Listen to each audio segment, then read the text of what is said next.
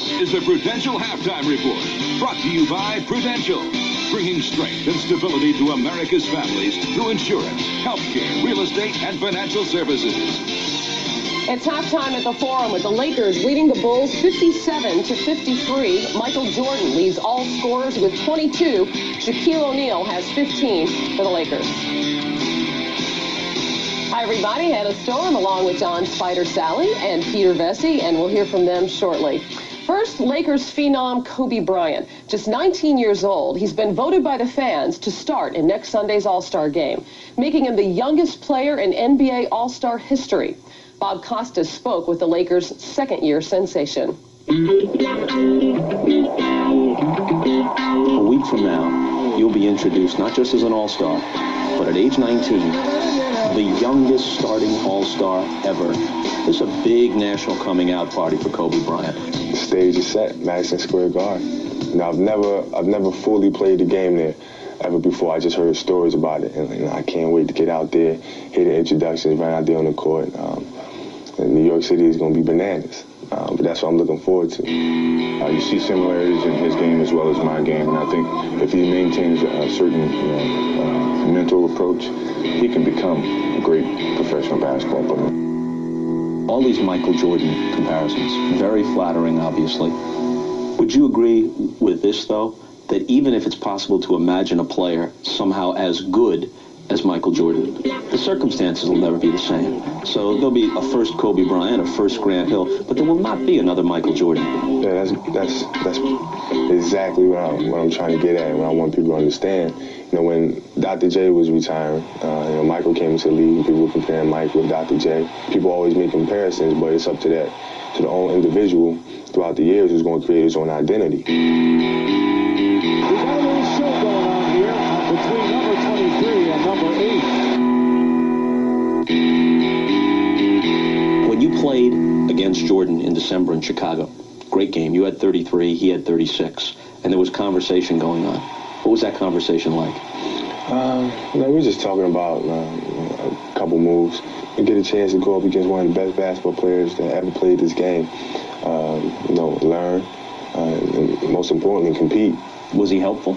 Yeah, he was very helpful. He was very helpful. I remember he gave me a couple bits of advice here and there. Anything you want to divulge? No, I can't give y'all that kind of information. If I tell you, I have to eliminate you. Well, in that case, withhold it.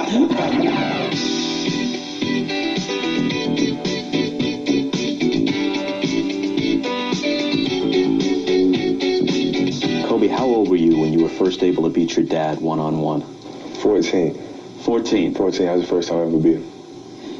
Was that a big moment? It was a big moment for me. My father used to beat up on me a lot. And then my mother would come outside and watch the games, and he would stop throwing elbows all of a sudden, stop cheating on the score, and I got him. That's the last time I played him. Your parents moved in with you in Pacific Palisades. How's that working out?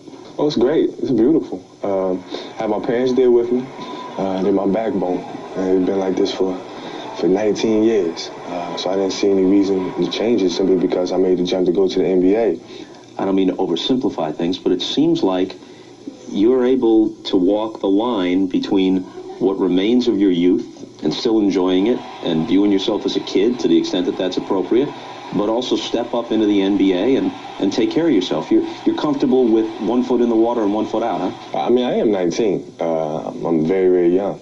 But at the same time, basketball has no age. The jump shot has no age. Crossover has no age. So when I'm out there playing, I'm playing hard. I'm fitting in just with the rest of the guys. But off the court, I'm 19 years old. So I'm just going to have fun like a 19-year-old would. There's certainly been other notable NBA players to skip college, go to the NBA straight out of high school, like Moses Malone and Kevin Garnett. But unlike those players, Kobe Bryant has a dad who played in the league. How much of a head start has that given him, John? That's a huge head start. I mean, his father was a pro. His son becomes a pro. You're happy, any kind of job. He was born into the NBA, and he was over in Europe with his father, so he got to see things, a different perspective on life. So he came here as a 19-year-old kid, but with a life of a 30-year-old. So he's well advanced. I thought it was from hanging around Julius down in Philadelphia, actually. Yeah. Julius Irving, you remember him? Yeah. My ex-partner? Julius. Although that's also a very fine influence, and for a 19-year-old, he really has grown up, but he still has room to grow. He does, Hannah. Right now, he's predominantly relying on the spectacular, and I think what Kobe has to learn is that you don't always have to do one-on-one. You don't always have to make spectacular shots, passes. Rely more on fundamentals the way Michael Jordan learned later on in his career. But this kid is young, he's got time on his hands, and he's eminently coachable. But right now, I think he's got to get his teammates more involved, help them out, make them better, as opposed to making his posters better. His numbers thus far in the first half, he has 8 points on 2 of 7 shooting from the field, 4 rebounds, and a pair of assists. When we return, highlights from the Knicks and the Heat, who played earlier today at Madison Square Garden. But first, a message from Prudential and a word from the NBA.